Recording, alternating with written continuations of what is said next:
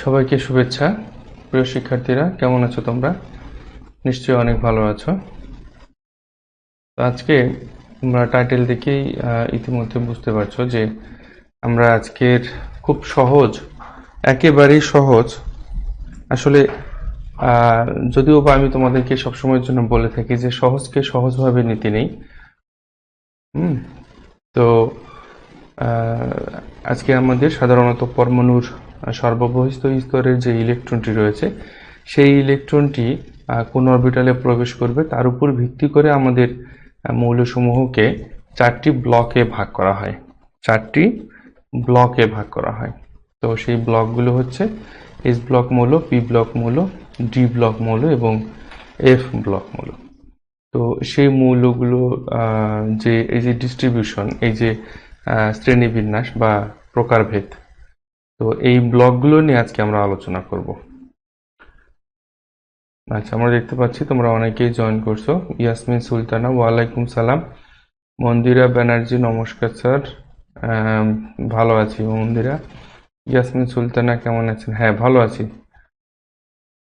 শুভ বিশ্বাস, প্রণাম স্যার, কেমন আছেন? 2 দিন পর লাইভ জয়েন হলাম। আচ্ছা, যাই হোক, হয়তোবা তুমিও আমার মতোই গত 2 দিন একটু ব্যস্ততার মধ্যে ছিলে মনে হচ্ছে শুভ। স্যার, গতকাল আমি আর জুলকারনাইন গ্রুপে ছবি দিয়েছিলাম। হ্যাঁ, তোমরা অ্যাকচুয়ালি এখন খুব সম্ভবত লাইভটার নিচ দিয়ে যে স্ক্রলিং টেক্সটটা যাচ্ছে, তার সাথে আমার যে গ্রুপটা সম্ভবত একটা গ্রুপকে আমি দিয়েছি, তোমরা দেখতে পাবে হয়তোবা, যে ফ্রি কেমিস্ট্রি লাইভ ক্লাস যে গ্রুপটা, এই গ্রুপটাতে তোমরা যা পোস্ট করার অ্যাকচুয়ালি পোস্ট করবে সকলেই। আমি তোমাদের ছবিগুলো দেখছি, কিন্তু এখন একটা বিষয় আমি শিওর না, সেটি হচ্ছে যে আমাদের যে ইউপ্যাক, অর্থাৎ ইউপ্যাকের নাম তোমরা শুনেছো কিনা জানি না, যদিও বা তোমরা ফার্স্ট ইয়ার শুনতে পারো, অবশ্যই শোনার কথা। 9-10 হয়তো বা তোমরা ইউপ্যাকের নাম শুনে আসছো। ইউপ্যাক হচ্ছে IUPAC। এটা হচ্ছে আমাদের international union of pure and applied chemistry.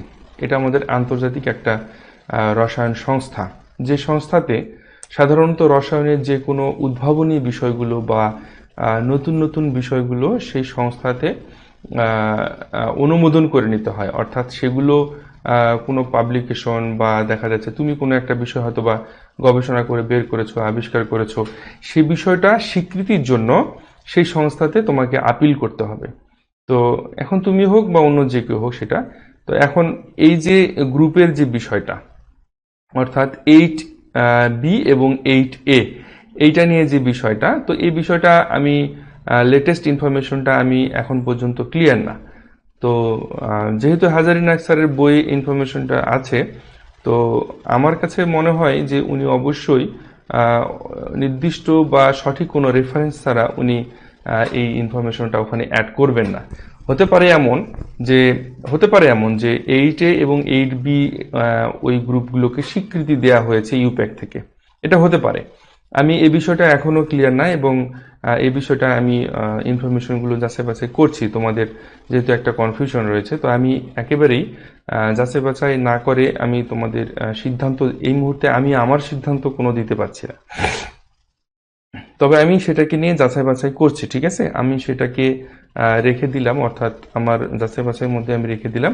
সেরকম ট্রাস্টেড যদি সোর্স পাই, অর্থাৎ রেফারেন্স পাই, তাহলে সেই রেফারেন্সটা নিয়ে এসে আমি তোমাদেরকে দেখাবো। কিন্তু আমরা, আচ্ছা, কি লিখছো? অনামিকা দাস, নমস্কার স্যার। অনামিকা, মন্দিরা ব্যানার্জি, কিছুটা সুস্থ হয়ে আজ জয়েন করলাম। আচ্ছা, অসুবিধা নেই মন্দিরা। শরীর সুস্থ না থাকলে পড়াশোনা মন বসে না। মোহাম্মদ রফিকুল ইসলাম, ওয়ালাইকুম সালাম রফিকুল। মাইকেল, ওয়ালাইকুম সালাম মাইকেল, কেমন আছো তুমি? আচ্ছা, হ্যাঁ, ভালো আছি। ইয়াসমিন বলছো কি স্যার এক এক বইয়ে এক এক রকম? হ্যাঁ, এটা কথা সত্য। এটা কথা সত্য যে আমার কাছে মোটামুটি 3-4টা রাইটারের বই আছে।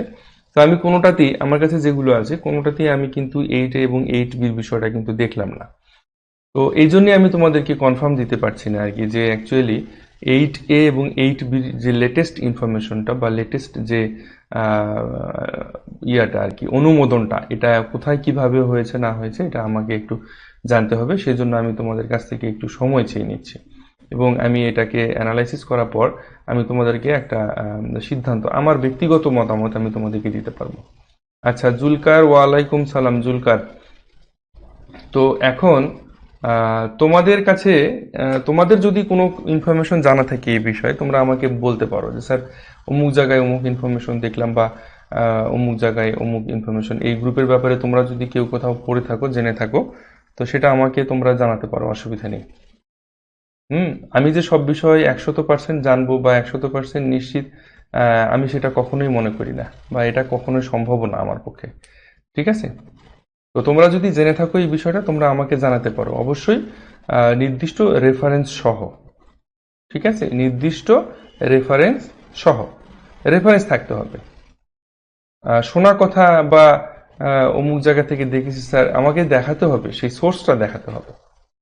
ঠিক আছে? আচ্ছা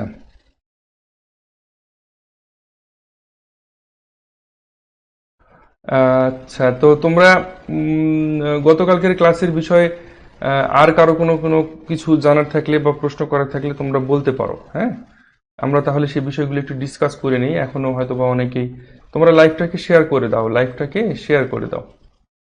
তো এখনো হয়তো বা অনেকেই লাইভটাতে জয়েন করেনি, শেয়ার করে দিলে তোমাদের হয়তো বা বন্ধু বান্ধব সকলেই লাইভটাতে জয়েন করে ফেলবে আর কি।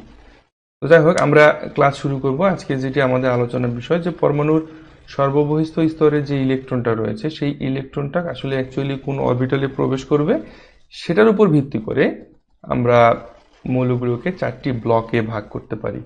আমরা বলতে ভাগ করা হয়েছে, সরি। তো সেটা হচ্ছে এস ব্লক মৌল আমরা জানি, পি ব্লক মৌল, ডি ব্লক মৌল এবং এ ব্লক মৌল। আচ্ছা, তো এখন আমরা আলোচনায় আসি, সেটা হচ্ছে যে আমাদের এস ব্লক মৌল কোনগুলো।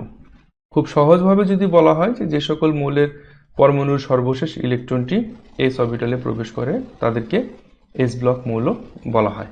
এটা একদম সিম্পল, ভেরি সিম্পল, একেবারে এটা সিম্পল।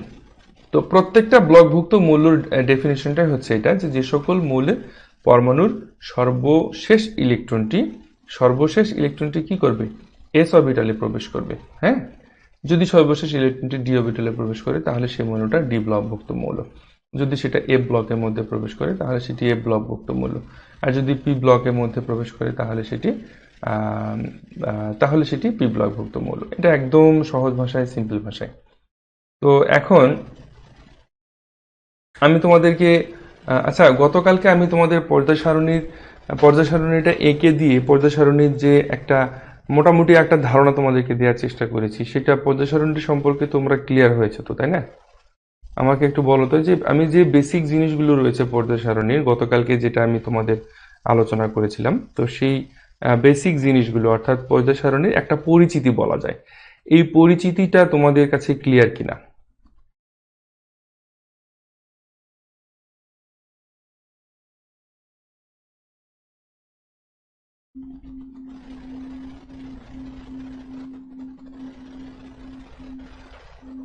আচ্ছা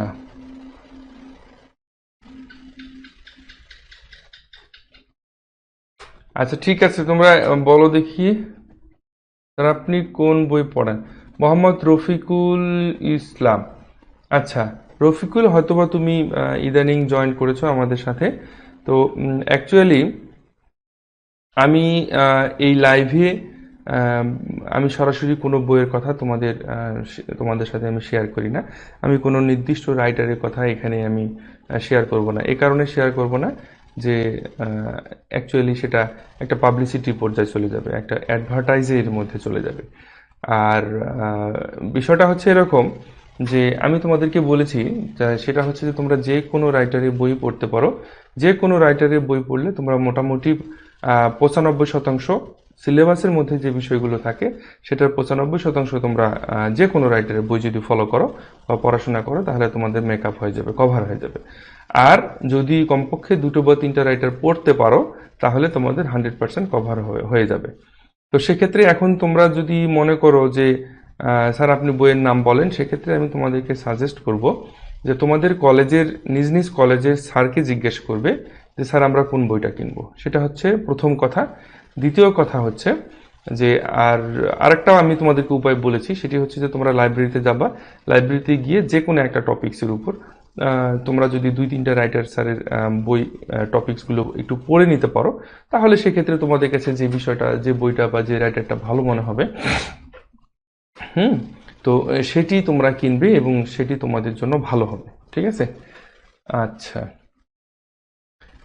চিন্ময় রয় আর একবার কি চিন্ময় রয় আজকে আমাদের এখানে চিন্ময় রয়, মোহাম্মদ রফিকুল ইসলাম, তোমাদের সবাইকে স্বাগতম যারা আজকে আমাদের লাইভে নতুন জয়েন করছো, নতুন কমেন্ট করছো। হয়তোবা জয়েন্ট অনেকেই করে থাকে কিন্তু কমেন্ট হয়তোবা সকলে করে না। হুম, আচ্ছা, এখন বিষয়টা হচ্ছে এরকম, বইয়ের বিষয়টা তোমাদের সাথে আমি শেয়ার করলাম, ক্লিয়ার করলাম, যে কোনো রাইটারের বই তোমরা কিনতে পারো, অসুবিধা নেই। তো অ্যাকচুয়ালি তোমাদের কাছে যদি বই থেকে থাকে তাহলে তোমরা একটু পর্দা সারণীটাকে দেখো, পর্দা সারণীটাকে একটু লক্ষ্য করে দেখো ভালো করে, যে আমি তোমাদেরকে একটু বোর্ডে নিয়ে যাই। আচ্ছা, বোর্ডে নিয়ে যাওয়ার পূর্বে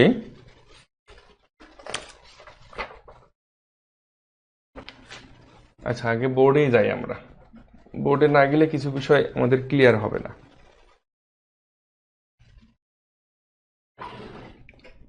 আচ্ছা, বোর্ডটা তোমরা একটু ক্লিয়ার দেখতে পাচ্ছ কিনা সেটা একটু আমাকে বলতে হবে স্যার। হ্যাঁ, বোর্ডটা ক্লিয়ার দেখতে পাচ্ছ কিনা সেটা একটু বলতে হবে, কারণ বোর্ডের কিছু বিষয় তোমাদেরকে আমি গতকালকে লিখে দিয়েছিলাম এবং আজকেও কিছু বিষয় একটু তোমাদেরকে দেখাতে হবে বোর্ডে, তা না হলে ক্লিয়ার হবে না। তো অ্যাকচুয়ালি এস ব্লক যে মৌলগুলো রয়েছে, সাধারণত এই এস ব্লক মৌলগুলো আহ, কয়েকটা টপিকস ধরে ধরে আমাদেরকে কিন্তু জানতে হবে। ভেরি সিম্পল, তারপরেও কয়েকটা টপিকস আমাদেরকে জানতে হবে।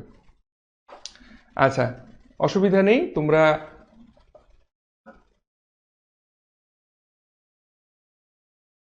আচ্ছা, তোমরা যারা নতুন জয়েন করছো তোমাদের সবাইকে স্বাগতম। তোমরা লাইভগুলো রেগুলার করতে পারো, কোনো অসুবিধা নেই, তোমাদের বন্ধু বান্ধব সবার মাঝে শেয়ার করে দিতে পারো।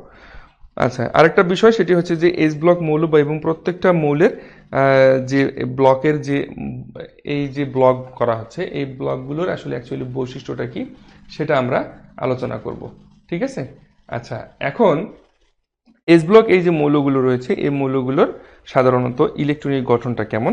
ইলেকট্রনিক গঠনটা হচ্ছে আমাদের NS1।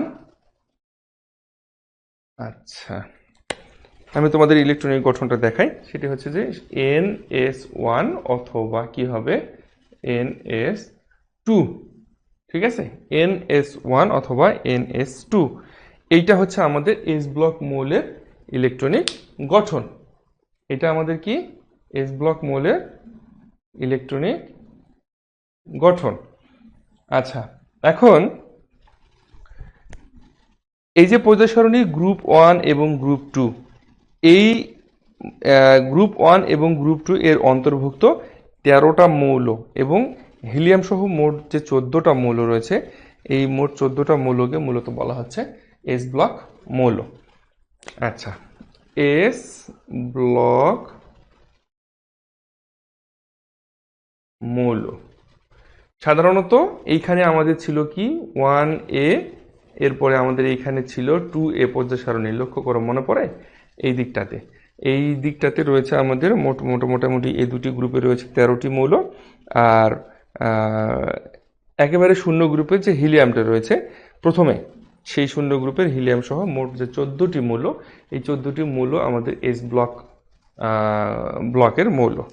তো এই মৌলগুলোর বৈশিষ্ট্যটা কি? বৈশিষ্ট্যটা হচ্ছে সাধারণত এই মৌলগুলোর জারণ সংখ্যা একটা নির্দিষ্ট থাকে।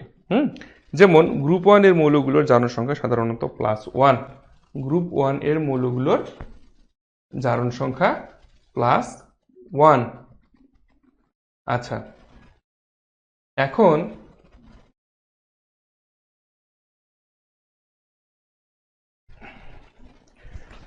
লক্ষ্য করে দেখো, আরেকটা বিষয় সেটি হচ্ছে যে আমাদের গ্রুপ 2 এর মৌলসমূহের জারণ সংখ্যা +2, আর হিলিয়াম এর জারণ সংখ্যা আমাদের 0। ঠিক আছে?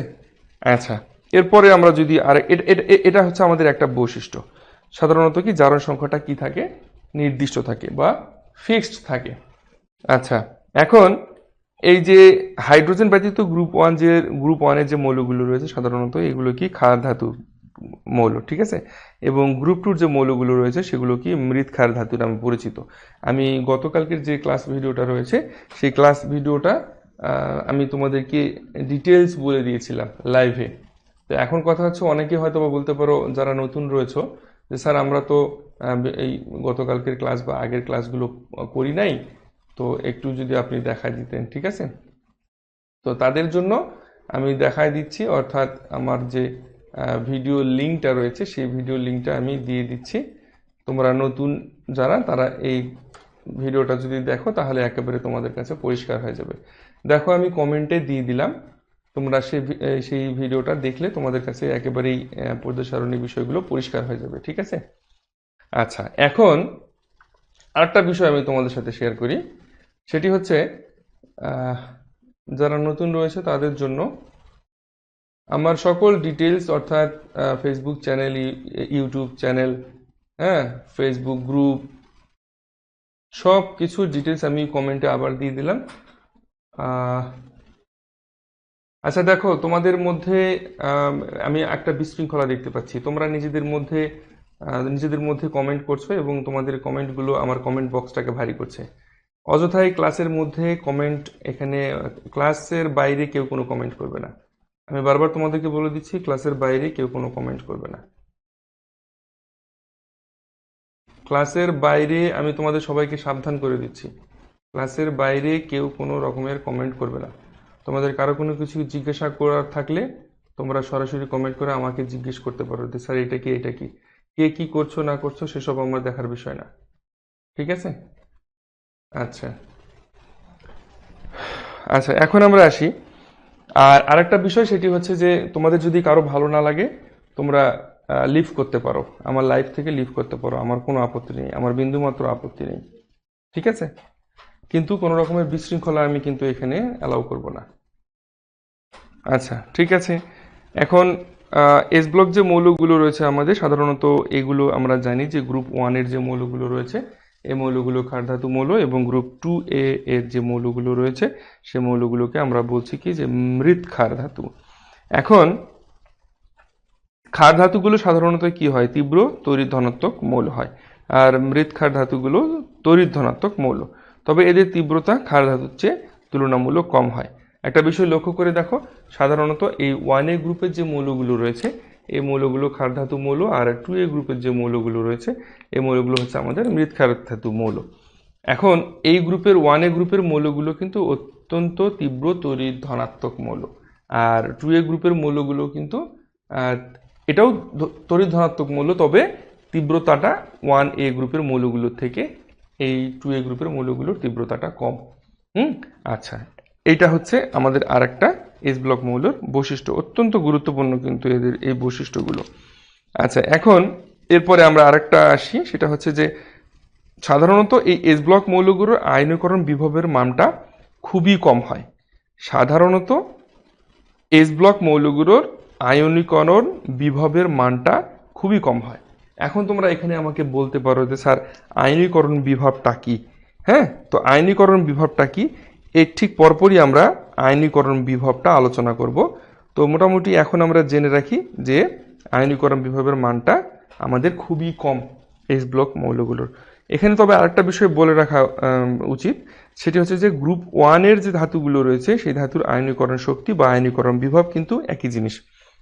এখানে আমি দুটো টার্মস নতুন আমরা আসছে, আর নতুন বলতে আমাদের পড়ার মধ্যে চলে আসছে, সেটি হচ্ছে আয়নীকরণ শক্তি আর আয়নীকরণ বিভব।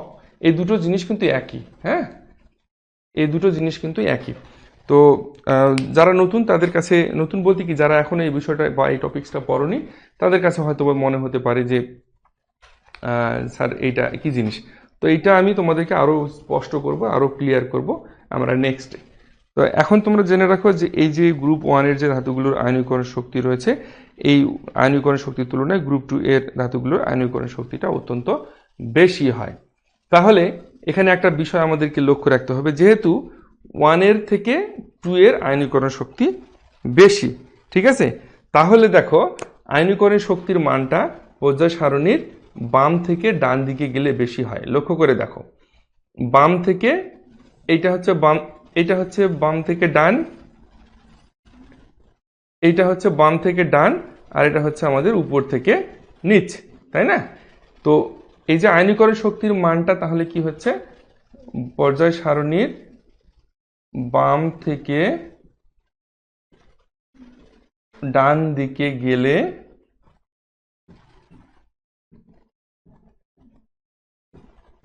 আয়নীকরণ শক্তির মানটা বেড়ে যাচ্ছে।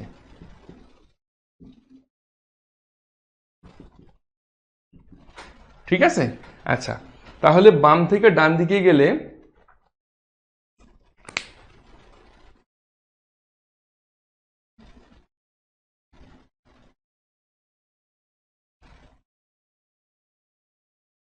আচ্ছা, মোহাম্মদ রফিকুল ইসলাম, কেন কম হয় কেন বেশি হয়? আচ্ছা, অনেক ধন্যবাদ, অনেক ধন্যবাদ এই প্রশ্নটা করার জন্য। তো এই প্রশ্নের একেবারে অ্যাকুরেট যে অ্যান্সারটা, এটা যখন আমরা আয়নীকরণ শক্তি পড়ব, এই ব্লক আমরা যে বিভিন্ন ব্লকভুক্ত মৌলগুলো নিয়ে আলোচনা করছি, এটা ঠিক পরপরই আমাদের আয়নীকরণ বিভব এবং আয়নীকরণ শক্তি নিয়ে আলোচনা আসবে। তখন সেখানে আমরা এই বিষয়টা পরিষ্কার হব যে কেন পর্যায় সারণীতে বাম থেকে ডান দিকে গেলে আয়নীকরণ শক্তির মানটা বেড়ে যাচ্ছে এবং পর্যায় সারণীর উপর থেকে নিচে গেলে আয়নীকরণ শক্তির মানটা কমে যাচ্ছে। দেখো, একটা বিষয় লক্ষ্য রাখবে, এখানে বাম থেকে ডান দিকের একটা বিষয় রয়েছে, আর উপর থেকে নিচের দিকে গেলে এটা একটা বিষয় রয়েছে। তো সাধারণত আয়নীকরণ শক্তির কথা যখন আসছে, তাহলে আয়নীকরণ শক্তির আমরা এখানে স্পষ্ট বিষয় দেখতে পাচ্ছি, যেটা যে আয়নীকরণ শক্তির মানটা গ্রুপ 1 এর ধাতুগুলোর থেকে আয়নীকরণ শক্তির মানটা 2 এর অনেক বেশি হয়। তাহলে এইটা আমাদের 1A গ্রুপ, এইটা আমাদের 1A গ্রুপ, আর এটা আমাদের 2A গ্রুপ, তাই না? তাহলে কি হচ্ছে, বাম থেকে ডান দিকে গেলে আমাদের আয়নীকরণ শক্তির মানটা বাড়ছে। আপাতত এটাই আমরা জানি যে বাম থেকে ডান দিকে গেলে আয়নীকরণ শক্তির মানটা বাড়ছে। তাহলে অবশ্যই অবশ্যই উপর থেকে নিচে গেলে আয়নীকরণ শক্তির মানটা কি হবে, কমে যাবে। ঠিক আছে, এটার পাশাপাশি তোমরা এই কথাটাও লিখে নাও যে পর্যায় সারণীর উপর থেকে নিচে গেলে আয়নীকরণ শক্তির মানটা কমে যায়।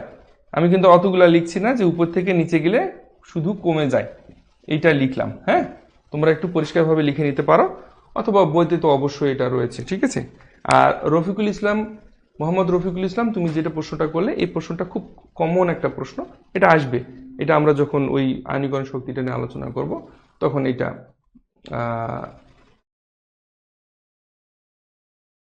এটা নিয়ে আমরা আলোচনা করব। আয়নীকরণ শক্তিটা কি বা আয়নীকরণ বিভবটা কি, আমরা সেই সময় এগুলো নিয়ে বিস্তারিত আলোচনা করব। এখন আমাদের আলোচনার বিষয় ওটাই না। ঠিক আছে, এখন আমাদের আলোচনার বিষয় হচ্ছে এস ব্লক মৌল। এই এস ব্লক মৌলের বৈশিষ্ট্যগুলো কি কি। তো এস ব্লক মৌলর মোটামুটি 4টা না 3টা আমরা বৈশিষ্ট্য আলোচনা করলাম। তার মধ্যে এইটা হচ্ছে একটা বৈশিষ্ট্য, সেটা হচ্ছে আমাদের আয়নীকরণ শক্তির মানটা বেশি হয়। কখন? বাম থেকে ডান দিকে গেলে বেশি হয়, এবং উপর থেকে নিচে গেলে কিন্তু সেটা আবার কমে যায়। আয়নীকরণ শক্তির মানটা উপর থেকে নিচে গেলে কিন্তু কমে যায়। এইটা আমাদেরকে এখন জানতে হবে। ঠিক আছে, আচ্ছা, এখন আমরা আর একটা টপিকস নিয়ে আলোচনা করি।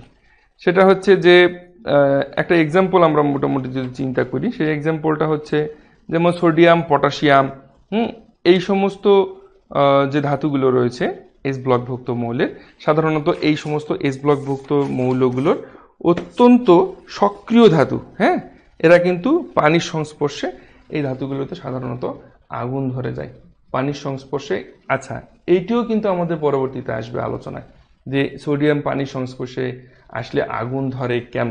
ঠিক আছে, আমি বলে বলে দিচ্ছি, কোথায় তোমরা প্রশ্ন করবে সেটা আমি তোমাদেরকে বলে বলে দিচ্ছি, যে এটিও প্রশ্ন আসবে। আমরা যখন এটা টপিকস আসবে তখন এই বিষয়টা নিয়ে আলোচনা করব। আচ্ছা, এখন এই সাধারণত এরা সাধারণত নরম হয়, নমনীয় হয়, এবং তাপ ও বিদ্যুৎ সুপরিবাহী হয়। এগুলো তোমাদের সবকিছুই কিন্তু বইতে আছে। তারপরে ওই বিষয়গুলো আমি একটু আলোচনা করছি এবং বিষয়গুলোকে স্পষ্ট করছি তোমাদের কাছে, যে যদি কিছু কিছু বিষয় তোমাদের সমস্যা থাকে সেগুলো তোমরা প্রশ্ন করবে বা আমি ডিটেলস সেগুলো নিয়ে আলোচনা করব। ঠিক আছে? আচ্ছা, এরপরে আমরা মোটামুটি দেখা যাচ্ছে বেরিলিয়াম এবং ম্যাগনেসিয়াম ছাড়া অপর যে এস ব্লক মৌলগুলো রয়েছে এগুলো শিখা পরীক্ষায় বর্ণ দেখায়। আচ্ছা, এখন এখানে তোমরা একটা প্রশ্ন করতে পারো যে স্যার শিখা পরীক্ষা কি? তো অ্যাকচুয়ালি শিখা পরীক্ষা নিয়ে আমার কিন্তু ইউটিউব চ্যানেলে কিন্তু ভিডিও রয়েছে। হুম। আচ্ছা, এখন শিক্ষা পরীক্ষা তোমরা যারা পুরনো রয়েছে তারা যদি এখন বলো যে স্যার শিক্ষা পরীক্ষা কি, তাহলে কিন্তু এটা একেবারেই বেমানান হয়ে যাবে। ঠিক আছে? কারণ এগুলো আমরা গত যে অধ্যায় রয়েছে অর্থাৎ গুণগত রসায়ন, সেই অধ্যায়ের মধ্যে এই শিক্ষা পরীক্ষাটা নিয়ে আলোচনা করেছি। আর তোমরা আমার ইউটিউব চ্যানেলটাতে গেলে আমার ইউটিউব চ্যানেল লিঙ্কটিং এভরিথিং সকল ডিটেলস আমি তোমাদেরকে দিয়ে দিচ্ছি। ঠিক আছে? আর স্পেশালি তোমরা ইউটিউব চ্যানেলটা যদি আমার চাও আমি সেটিও দিয়ে দিচ্ছি যারা নতুন আছো তাদের সুবিধার জন্য। তো সেখানে গেলে তোমরা আমার সকল পূর্বের যে ক্লাসগুলো রয়েছে সেই পূর্বের ক্লাস সবকিছু এখানে তোমরা পাবে, কমেন্টে তোমরা দেখতে পাবে। আচ্ছা, জুলকার নাইন কি লিখছো যে স্যার চ্যালকোজেন্স কি একটু বুঝাই দিবেন? আচ্ছা জুলকার নাইন, দেখো তুমি যে প্রশ্নটা করছো এটা কিন্তু আমাদের আজকে টপিকস রিলেটেড কোনো প্রশ্ন না। হ্যাঁ, এখন আমি যদি টপিকস ছেড়ে যদি অন্য একটা টপিকসে যাই সেটা তো ঠিক হবে না, তাই না? আমরা প্রত্যেকটা টপিকস ধরে ধরে আলোচনা করব এবং টপিকসের মধ্যে যে বিষয়গুলো থাকবে সেগুলো আমরা আগে আলোচনা করব। আমরা অবশ্যই সবকিছুই পড়ব। আমি তোমাদেরকে যেহেতু অনলাইনে ক্লাসের একটা আমি ক্লাস নেওয়া শুরু করেছি, আমি চেষ্টা করব A to Z তোমাদেরকে এই ক্লাসগুলো দেখানোর জন্য। তো সেক্ষেত্রে অবশ্যই তোমাদেরকে ধৈর্য ধরে থাকতে হবে যে যখন যে টপিকসগুলো আসবে তখন সেই টপিকসগুলো নিয়ে আমরা ডিটেলস আলোচনা করব। ঠিক আছে? আর তোমাদের কাছে এই জন্যই বলা থাকবে, সেটা হচ্ছে যে আমরা যখন যে টপিকসটা নিয়ে লাইভ করব বা ক্লাস করব তখন সেই রিলেটেড প্রশ্ন করলে সেটা সব থেকে বেস্ট হয়, সব থেকে বেটার হয়। ঠিক আছে? আচ্ছা, এখন তোমরা একটা জিনিস লক্ষ্য করবে, সেটা হচ্ছে যে মোটামুটি এদের যে হাইড্রোক্সাইডগুলো রয়েছে এস ব্লক মৌল, এই হাইড্রোক্সাইডগুলো সাধারণ তাপমাত্রায় কি হয়, পানিতে দ্রবণীয় হয়। ঠিক আছে? যেমন তোমার হচ্ছে ধরো calcium hydroxide, magnesium hydroxide, sodium hydroxide. ঠিক আছে? তো এই যে হাইড্রোক্সাইডগুলো রয়েছে এই হাইড্রোক্সাইডগুলো সাধারণ তাপমাত্রায় পানিতে দ্রবণীয় হয়। তো এখন আমাদের এই যে বৈশিষ্ট্যগুলো আমরা দেখলাম, এই বৈশিষ্ট্যগুলো কিন্তু আমাদের খুব খুব গুরুত্বপূর্ণ। তার সাথে প্রত্যেকটা গ্রুপের অর্থাৎ 1A এবং 2A, সাধারণত এস ব্লক মৌলত আমাদের 1A এবং 2A নিয়ে, এই প্রত্যেকটা গ্রুপের যে মৌলগুলো রয়েছে সেই মৌলগুলো নিয়ে যদি আমরা গ্রুপ ভিত্তিক যদি রিয়াকশনগুলো দেখি, সেই রিয়াকশনগুলো দেখলে আমাদের আরও ডিটেলস ক্লিয়ার হয়ে যাবে। ঠিক আছে? তা আমার মনে হয় তোমাদের কাছে এত প্রয়োজন হবে না।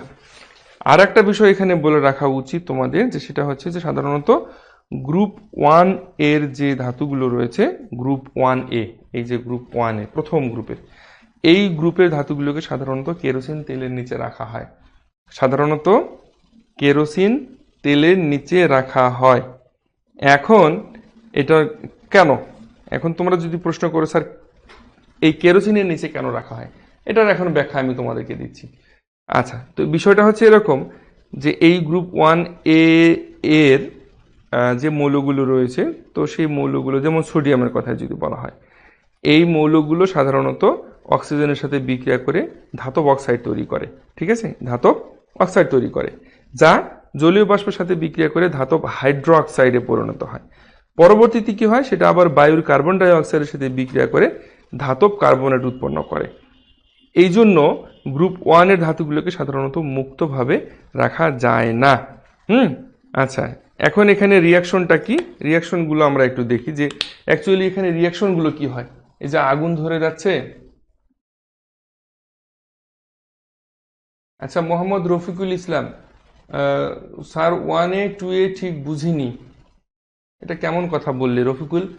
আমি তোমাদেরকে বললাম যে এই পর্যায় সারণীর, এটা তো পর্যায় সারণীর গ্রুপ 1A 2A।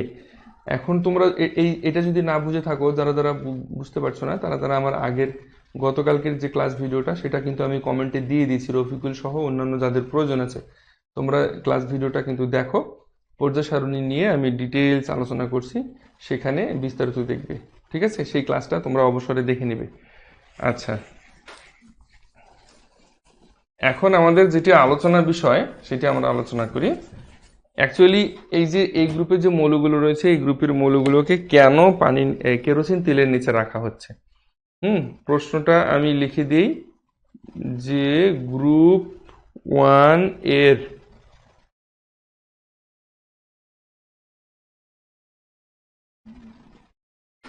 সাধারণত গ্রুপ 1 এর মৌলগুলোকে কেরোসিন তেলের মধ্যে রাখা হয় কেন? কেরোসিন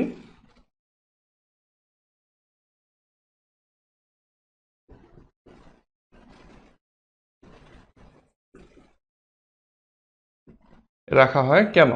তো আমি তোমাদের ব্যাখ্যাটা দিয়ে দিলাম। সেই ব্যাখ্যাটার আলোকে রিয়াকশনগুলো হবে এরকম। সাধারণত সোডিয়াম অক্সিজেনের সাথে বিক্রিয়া করবে, বিক্রিয়া করে আমাদের কি তৈরি করবে? Sodium oxide. ঠিক আছে, সোডিয়াম অক্সাইড তৈরি করবে। এই সোডিয়াম অক্সাইডটা আবার কি করবে?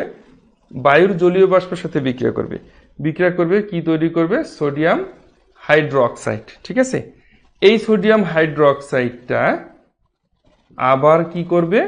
বায়ুর কার্বন ডাই অক্সাইডের সাথে বিক্রিয়া করবে, বিক্রিয়া করে সোডিয়াম কার্বনেট এবং পানি তৈরি করবে। দেখো তাহলে সোডিয়ামটা শেষ পর্যন্ত গিয়ে কিসে পরিণত হলো? সোডিয়াম কার্বনেটে পরিণত হলো। তো যার কারণে এটাকে যদি তেলের নিচে রাখা হয় তাহলে সেটা বায়ুর অক্সিজেনের সাথেও সংস্পর্শে আসছে না, বায়ুর পানির সাথেও সংস্পর্শে আসছে না, বায়ুর কার্বন ডাই অক্সাইডের সাথেও সংস্পর্শে আসছে না। তাহলে এই কারণে এই সোডিয়াম ধাতুটাকে, শুধু সোডিয়াম ধাতুটা না, মোটামুটি এই গ্রুপ 1 এর যে মৌলগুলো রয়েছে এই মৌলগুলোকে আমাদের ওই তেলের মধ্যে, তেলের নিচে রাখতে হয়, ডুবিয়ে রাখতে হয়। মোটামুটি যেহেতু ধাতু এবং শক্ত, সেহেতু এটা তেলের মধ্যে রাখলে অটোমেটিক নিচে ডুবে থাকে। এটি হচ্ছে আমাদের মূল যে উত্তরটা। আচ্ছা, এরকম আরো অনেক অনেক প্রশ্ন আছে। প্রশ্নগুলোর মধ্যে অনেক অনেক প্রশ্ন আছে, তো তোমরা প্রশ্নগুলো পড়ো, বইতে অনেক প্রশ্ন পাবা। অ্যাকচুয়ালি বেসিক জিনিসগুলো আমি আলোচনা করছি, আর অ্যাডভান্স জিনিসগুলো নিয়ে পরবর্তীতে আমার আরো বিস্তারিত ক্লাস ভিডিও থাকবে আর কি। আচ্ছা, পি ব্লক মৌল যদি আলোচনা করি, পি ব্লক মৌল খুব সহজভাবে বলতে গেলে যে সকল মৌলের ইলেকট্রন বিন্যাসে সর্বশেষ ইলেকট্রনটা কি হবে? পি অরবিটালে প্রবেশ করবে, তাদেরকে পি ব্লক মৌল বলা হয়। এখন এই যে পি ব্লক যে মৌলগুলো রয়েছে, এই পি ব্লক মৌলগুলো কোথায় অবস্থিত? পি ব্লক মৌলগুলো আধুনিক পর্যায় সারণীতে পি ব্লক মৌলগুলো 3A থেকে 7A পর্যন্ত, 3A থেকে 7A, এবং তার পাশে আরেকটা গ্রুপ রয়েছে একেবারে সর্বশেষ, যেটা 18 নম্বর গ্রুপ তোমরা বলো, সেইটা হচ্ছে আমাদের শূন্য গ্রুপ। ঠিক আছে, তাহলে 3A থেকে 7A, তাহলে এখানে কয়টা হচ্ছে? 3, 4, 5, 6, 7, এখানে 5টা গ্রুপ হচ্ছে, আর এখানে আমাদের আরেকটা গ্রুপ থাকছে শূন্য গ্রুপ। এই আমাদের 5 আর 1, এই 6টা গ্রুপের মৌলগুলোকে বলা হচ্ছে মূলত পি ব্লক মৌল। ঠিক আছে, আচ্ছা, তো এই মৌলগুলোর বৈশিষ্ট্য তোমরা বই থেকে খুব সহজেই পড়ে নিতে পারো।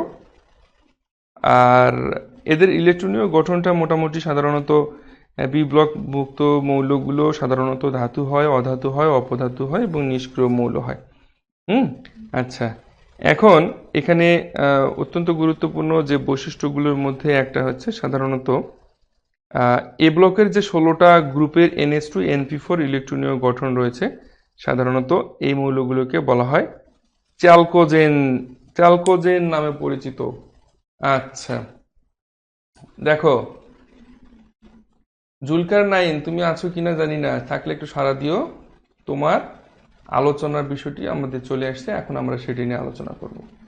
আচ্ছা দেখো, তো সেটি হচ্ছে আমাদের চ্যালকোজেন মূলত বলা হচ্ছে যে অ্যাকচুয়ালি আকরিক গঠনকারী যে মৌল, আকরিক গঠনকারী, আকরিক নিশ্চয়ই তোমরা জানো যে আকরিক গঠনকারী মৌল কি। আচ্ছা, সেটি হচ্ছে আমাদের oxygen, sulphur, selenium, tellurium, polonium ইত্যাদি মৌলগুলোকে মূলত আমাদের চ্যালকোজেন্স বলা হচ্ছে।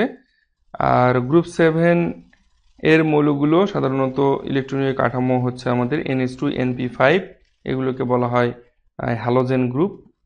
Fluorine, chlorine, bromine, iodine. আর গ্রুপ শেষে, সবার শেষে যেটা শূন্য গ্রুপ, সেই শূন্য গ্রুপটাকে বলা হচ্ছে নিষ্ক্রিয় গ্রুপ। নিষ্ক্রিয় গ্রুপ তো বলা ঠিক না, নিষ্ক্রিয় মৌলের গ্রুপ। আচ্ছা, এরপরে আমাদের আচ্ছা, এখানে একটা প্রশ্ন তোমরা অনেকেই করতে পারতে, কিন্তু প্রশ্নটা করনি। নিষ্ক্রিয় মৌল বা নিষ্ক্রিয় গ্যাস, যেটা শূন্য গ্রুপের মৌলগুলো, এগুলো কেন নিষ্ক্রিয়? এগুলোকে কেন নিষ্ক্রিয় মৌল বা নিষ্ক্রিয় গ্যাস বলা হয়? কেউ উত্তরটা জানো? উত্তরটা জানলে আমাকে একটু জানাও। তোমরা যদি উত্তরটা জেনে থাকো তাহলে একটু আমাকে জানাতে হবে যে কেন এগুলো নিষ্ক্রিয়।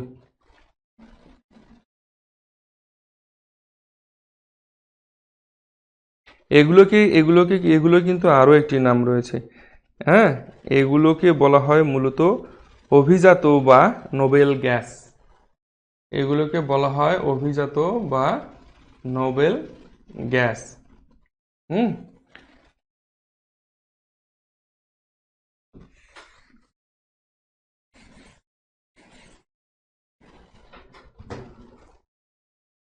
অষ্টক পূর্ণ থাকে।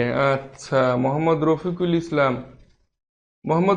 ইসলাম, তুমি অষ্টক পূর্ণ থাকে এটা জানো, আর পর্যায় সারণীর গ্রুপ 1A, 2A এসব সম্পর্কে জানো না? কেমন কথা! এটা তো তোমার জানার কথা। অভিজাত বা নোবেল গ্যাস বা নিষ্ক্রিয় গ্যাস বা মৌল,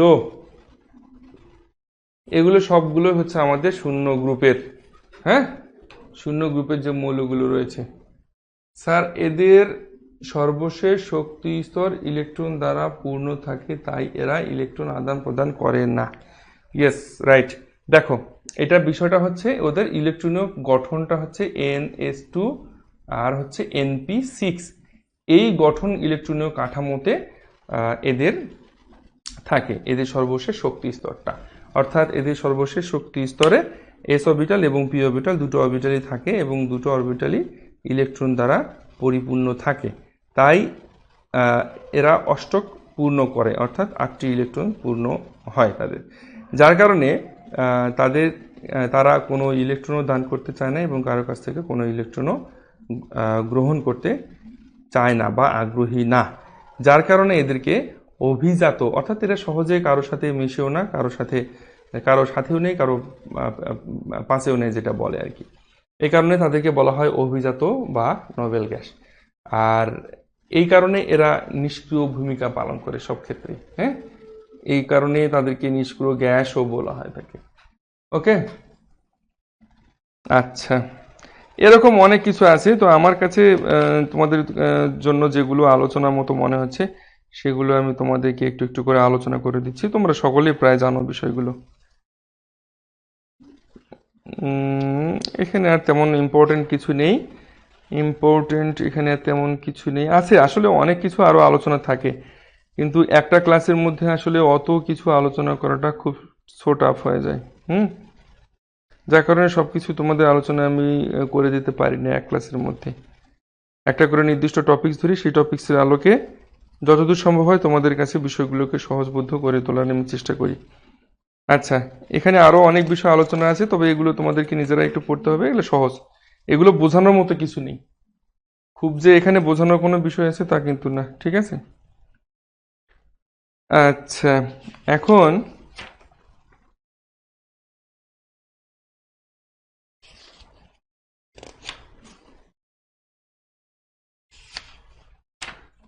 এগুলো অনেক বিষয় আমি আছে পড়ার, তোমাদেরকে এগুলো নিজেরাই পড়তে হবে, নিজেরা একটু পড়ে নিও। এরপরে আসবে আমাদের ডি ব্লকভুক্ত মৌল। হ্যাঁ, তারপরে আসবে এ ব্লকভুক্ত মৌল।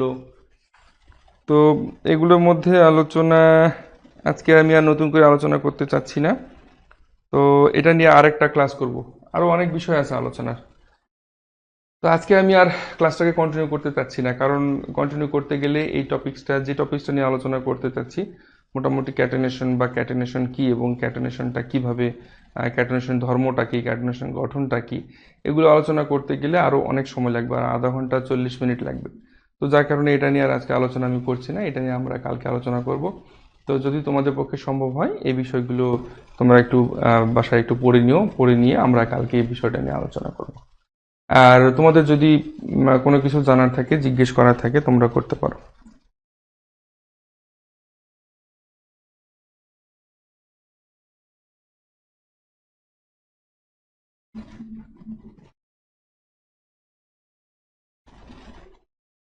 আচ্ছা Michael, thank you very much sir. আচ্ছা, অনেক ধন্যবাদ মাইকেল।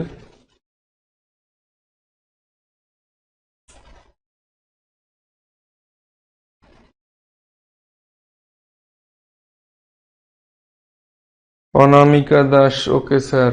আচ্ছা, তো মনে হয় তোমাদের আর তেমন কোনো কিছু জানার আপাতত নেই, কারণ এখানে খুব কঠিন কোনো বিষয় আজকে ছিল না, ভেরি সিম্পল বিষয় ছিল। তার মধ্যেও এখান থেকে কিছু কিছু বিষয় যেগুলো একটু টাস্ক দিয়ে গেলাম আমি তোমাদের, তাহলে কি হবে, তোমাদের এগুলো যখন তোমরা পড়তে যাবা তোমাদের মাথায় শর্ট শর্ট করে চলে আসবে। হুম, এই কারণে এগুলো একটু টাচ দিয়ে পড়ানো আর কি। আচ্ছা, মোহাম্মদ রফিকুল ইসলাম, থ্যাংক ইউ রফিকুল ইসলাম। আচ্ছা ঠিক আছে রফিকুল, তোমার কিছু সমস্যার কথা তুমি বলছো, আমার ইউটিউব চ্যানেলটাতে গিয়ে তুমি সেই তোমার যে আগের ক্লাসগুলো, আমি গুণগত রসায়ন থেকে অনেকগুলো ক্লাস ভিডিও নিয়েছি এবং সবগুলো লাইভ করা। তো তুমি একটু সেগুলো দেখে নিতে পারো। তোমার যদি সমস্যা থাকে সে বিষয়গুলো তুমি একটু দেখে নিতে পারো। তারপরেও যদি কোনো সমস্যা থাকে আমাকে লাইভে বলবে, আমি সংক্ষিপ্ত আকারে সেগুলো বোঝানোর চেষ্টা করব। কিন্তু তার আগে অবশ্যই প্রত্যেকটা ভিডিও ক্লাসগুলো দেখতে হবে, না দেখে হুটহাট করে প্রশ্ন করলে আমি কিন্তু সেটা উত্তর দেব না।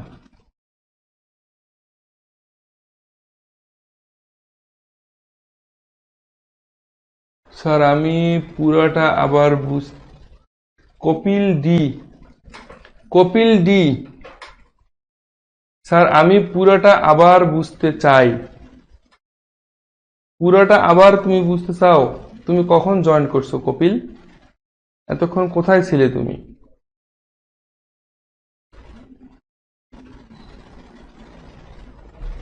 আচ্ছা ঠিক আছে, তোমাদের তেমন কারো কোনো সমস্যা নেই, তোমাদের সবাইকে অনেক অনেক ধন্যবাদ। আজকের লাইভটা আমি এখানেই শেষ করছি, আর আগামীকালকেও আমাদের ক্লাস 8:30 থেকে শুরু হবে। তারপরেও আমি যেটা বরাবর বলে থাকি সেটা হচ্ছে যে আমার নোটিশটাই ফাইনাল, তোমরা, আমার মুখের কথারও কোনো দাম নেই। হুম, আমি তোমাদেরকে নোটিশ করব আমার পেজ থেকে। তোমরা আমার এই দেখো স্ক্রলিং এর যে টেক্সটগুলো যাচ্ছে সেখানে ফেসবুক গ্রুপ, ফেসবুক পেজ আমার দেওয়া আছে। সেই ফেসবুক পেজ এবং ফেসবুক গ্রুপে গেলে তোমরা জানতে পারবে যে আগামীকালকে কখন কোন সময় ক্লাস হবে। ঠিক আছে, আমি এখন যেটা মুখে বলবো এই মুখের কথার কোনো দাম নেই। ওকে, তো তোমরা সবসময়ের জন্য নোটিশটাকে লক্ষ্য করবে, আমি কি নোটিশ করলাম, কখন ক্লাস নেব, অ্যাকচুয়ালি ক্লাস নেব কি না, আমি ক্লাস না নিলেও সেটাও নোটিশ করি তোমাদের। আচ্ছা, অনেক অনেক ধন্যবাদ তোমাদের সবাইকে। আমি লাইভটা এখানে শেষ করে দিচ্ছি।